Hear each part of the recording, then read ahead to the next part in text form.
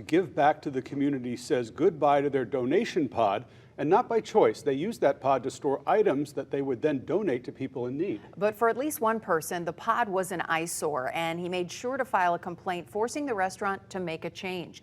Wait News reporter Jolina Esperto joins us live from the restaurant in Lee County. And Jolina, the pod was there just a bit earlier today? Lois, the pod was right here behind this picnic table next to the restaurant until just a few hours ago.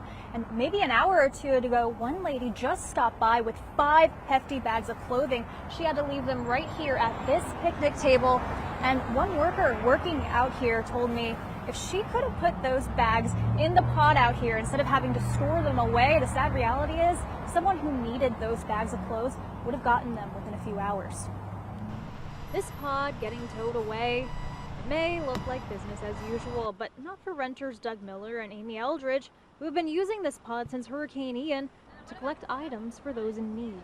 Everybody that does this, it takes a lot of time, energy, effort, and money to give away stuff. It's not easy. Miller is the founder of FK Your Diet, a restaurant that feeds people who may not be able to feed themselves. Somebody needed a mattress. Amy drives and delivers the mattress.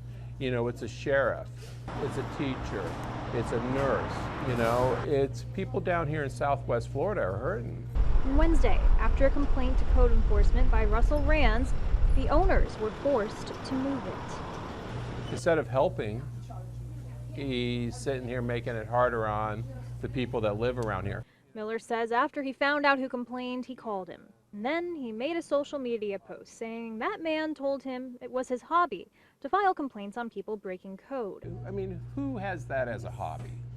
I mean, who's going to take their time that they have, go around and look for people that are breaking some code that they don't even know they're breaking, and then file a complaint down at the city? So I called the man who filed the complaint, Russell Rands. I can't say that I would make my hobby a public nuisance, but if that's what he wants to claim, that's fine. And that conversation did not go very positively because, you know, his assumption was we should be okay and accept the fact that an eyesore like that is acceptable to drive by on your way to and from your house. And Rands told me he understands Miller is trying to give back to the community here. He said he just doesn't want to see an open storage container out in the public, especially when he, as a realtor, is trying to sell homes nearby.